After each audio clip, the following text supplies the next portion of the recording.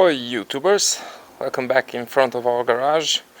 We have this beautiful Volvo V60 and we're about to perform an oil and all filters change, so keep an eye on this. First we're going to remove this plastic cover for the engine by just simply pulling it upwards. Basically it's mounted on these tabs, 1, 2, 3 there and 4 here. Before we drain the oil, just want to loosen this oil cap, so where we're going to fill back in the oil. We want to loosen this so the oil will drain easily. We also started the car a little for like 5 minutes before, so the oil drains quickly and efficiently. Also you can see here's the oil filter. And yeah, let's get underneath it to see where the drain plug is. So in order to reach the oil drain plug, we will actually need to take down this cover, this underneath cover, and you have some Torx all around it, left, right, in the back. So it's a Torx 27 as I can see it from here, but I will confirm right about now. So there are 8 T27s like this one all around this underneath cover. Once the cover is off, we have access to our drain bolt. You can see it here. It's a 17mm, so you can start unscrewing this, and using this oil retainer we're going to take out the old oil. So yeah, let's do this now. Oh.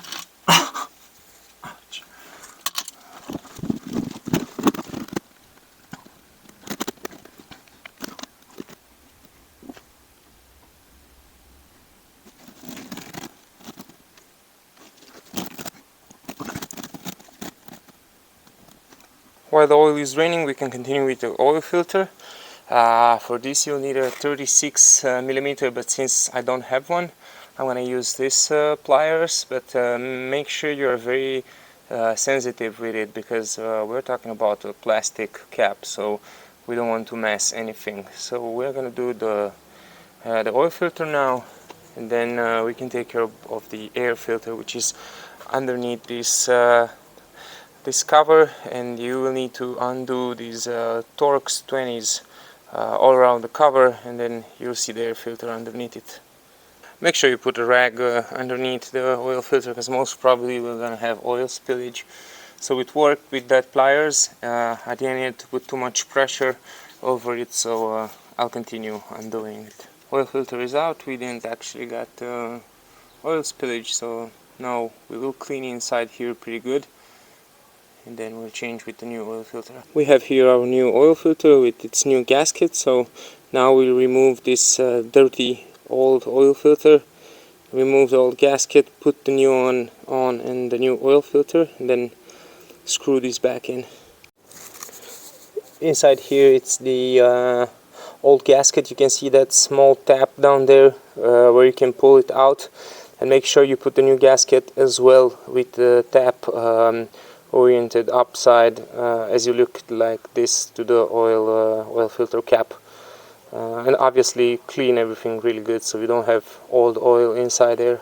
Okay, new gasket, it's oiled a little, so make sure you put a little bit of your new oil on the gasket before placing it back in its groove. And then I also pushed the new oil filter, and now we can screw this back in, and normally it says 25 Newton meters, but since I am not able to Newton meter wrench it, then I will simply tie it, and not tie it too much, but also not killing. I'm not gonna kill it. I prefer to start the engine and see if there's any leak, and then tie it more, even though this never happened. So oil filters don't need so much force when you tie them back. Okay, now that our oil it's all drained, oil filter it's fresh new, we're gonna put back the drain plug. Make sure this washer looks in a good shape. If not, change it. Normally the oil filter should come with new one, but in this case it didn't come with a new one, but the washer looks just good, doesn't have any dent or scratch or anything. It's in a very good shape. 35 Newton meters for the drain plug, the tightening force, put the drain plug, and then let's pour some fresh oil in this baby. Oil capacity for Volvo V60 D3, it's 5.9 liters. So we're gonna pour almost all these babies inside except 100 milliliters. We choose Castrol Edge Professional 0W30. It's probably one of the most professional oils on the market. So let's start pouring one by one. 5.9 liters of oil are poured, and I also put back the filler cap. Now we can move on and also change the air filter. As I said, we have these I guess 6 T25s all around this cover, and then we'll see the filter underneath. Air filter is out. I'm just lifting these, and then he'll pull it out, and we can see quite a difference between the old one and the new one. Quite dirty, this old one. Let's throw this new one back in and screw back those screws. Just make sure it's well seated before you attempt to put back the cap, so take your time. Screws are back in, and now I don't put any cover back, neither the lower one, neither the top cover, because I just want to start the engine and check that we don't have any leaks anywhere. As we can see, after pouring the oil, we also check the oil level by inserting the key and then pressing once on start stop, and then also we pressed on T1 and hold it for 3 seconds, and then press start stop and hold it until the information menu came on, and then by pressing this button here, read, multiple times, we reach the oil level menu. So we can see it's between minimum and maximum, and it's okay. So now we can start the engine and check for those leaks. Okay, so we can see that our oil filter, it's not leaking. Now we'll go underneath the car and also check the oil drain plug. Yeah, so we can see that the oil drain plug, it's also nice and dry. No leaks, no oil drops. This is very good news. Now we can put back the underneath cover and also the top cover on the engine. This one is back, and they were actually T30s, so it worked unscrewing them with T27, but actually the proper tool is T30. And don't overkill them, because you'd like to take them off easily next time when you do your oil job. This one is also back. Just put it in its position and push it easily downwards. Now we can move to the cabin air filter, which is on the passenger side under your glove box. We'll need to dig a little bit for it, but stay on and you'll see how it's done. Next we'll do the cabin filter, and for that we're gonna disconnect the negative for the battery, and for that we need to take this cap off by pressing these 4 clips, 1, 2, 3, 4, and then take the cover up, and then this is already removed a little, and then we'll remove this cap so we'll have access to the negative port. Here we are, our negative connection. Okay, there you go. Now you need to get on your knees on the passenger side and now remove this thing. Now we are going to remove these torques, this one right here and the other one from there. Okay, the lower bit was 2 T25s, and now the lower cover it's down. You also want to take down this electrical connection. Now remove the carpet just a little, so you can see now the air filter housing back there. And now we want to disconnect that blue electrical switch, and then we also want to disconnect that whole housing, so we'll have access to our cabin filter cap. Okay, to disengage this, you basically just pull it backwards and the thing will come off easily. And now we'll have access to our cabin air filter door. Yeah, this one right back here. So by pressing those 3 tabs, you'll gain access to the cabin air filter. Let's do this now. There you go. Cabin air filter door is out, and now we can see the cabin air filter there. You just want to pull it out, put the new one back in, and reverse the operation from here. Short comparison between the old one and the new one. The old one was full of dust, so make sure you respect the airflow arrow and put it back, the new one, in the correct direction. Okay, the new filter is back in. You'll need to wiggle it a little and maybe compress it through the process.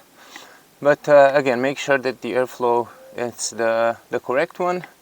And now let's put back the cap.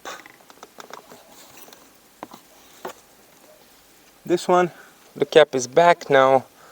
Let's put this this thing full of electrical cables back by just pressing it. Make sure it's in the correct position and don't force it. And then put back the blue connector. Okay, so the thing is back, the blue connector, it's connected. Make sure it stays well, it doesn't move, so that means you put it back correctly. Now we can press back the carpet easily and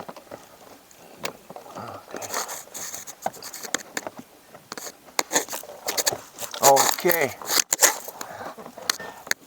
This looks beautiful. Now the only thing to do is to put back this lower cover. First connect the connector for the light, and then just put back the two T25s, holding it. Everything is nice in its position. Carpet is back. Lower cover is back. I call it a day for the cabin air filter. Put also back the negative to the battery. Okay, last but not least, our fuel filter. So it's gonna be that guy. Looks like an oil filter. It's located between the rear wheels, and I'm gonna try to use, I think that's again 34 or 36, so I do not have that that big socket, but you can use an oil filter wrench or anything you have on your hands to unscrew it. So yeah, let's untie this thing to the left. I use this kind of oil filter wrench, and it went pretty easily, so now it's working with my hands. But I just want to grab a pan and put it underneath before I untie this all the way, and I do a mess here.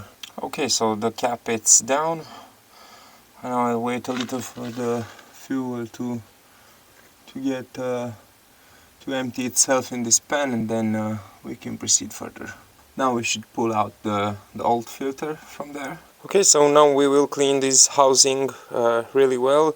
We'll also change the blue seal. We have the new one right here, and then we are going to push the fuel filter back in, facing this direction towards the top. So it only goes this way, and then we'll put some fresh diesel in this thing, and then we will screw it back in. Okay, so the new filter, it's pressed back in. Okay, now the cap it's tightened back. You can also use this tool as I used for the oil caps to tie it, but as I said, not too much. It's 25 Newton meters, and anyways, we'll fill in the pump. I'll show you how that's done, and then we'll start the car and check for leaks before we can actually drive it. Now all we need to do is to bleed the fuel system, because we obviously have some air inside of it. And how you do that, you are simply putting in your key, and then without pressing the clutch or the brake, keep long the start-stop button. Keep it pressed for long, and you'll hear that the pump it's pumping out the air, so it's bleeding itself. And then press again short to put the key in the 0 position, and then repeat this pump bleeding for 5 to 6 times, and then we'll start the engine and keep it revved up a little at 2000 RPM, so we will bleed 100% the whole system. Okay, after the 5th time we bleed out the fuel pump. We now start the engine and we hold it at 2000 RPMs for just a bit, so we are sure that the whole system is bleed out. Now we'd also like to reset our service alarm, and to do that we are gonna press shortly the start stop button, and then we have this T1, T2. We'll press that, and in the same time with the other finger we are going to press the start stop engine and hold it. Yep, now when the eye it's blinking, that means that the service was reset, the service alarm was reset. And yeah, we have this thing with the battery, but that doesn't have anything to do with the oil reset. So now if we press again start stop and hold the brake and start the engine, we should now have no messages saying about the service. So that's how you do it. That's how you reset your service alarm or service reminder. Yeah, so this would be with oil and filters change to this Volvo V60 D3. It's a 2012 model. I'm pretty sure it's quite similar to many other Volvos from its era. Thanks for watching, guys. Hope this video was helpful, and make sure you subscribe, hit that like button, and yeah, don't hesitate to put any questions or any improvement ideas in the comments. I really love to do my job better and better, and your feedback will surely help me. So yeah, thank you very much.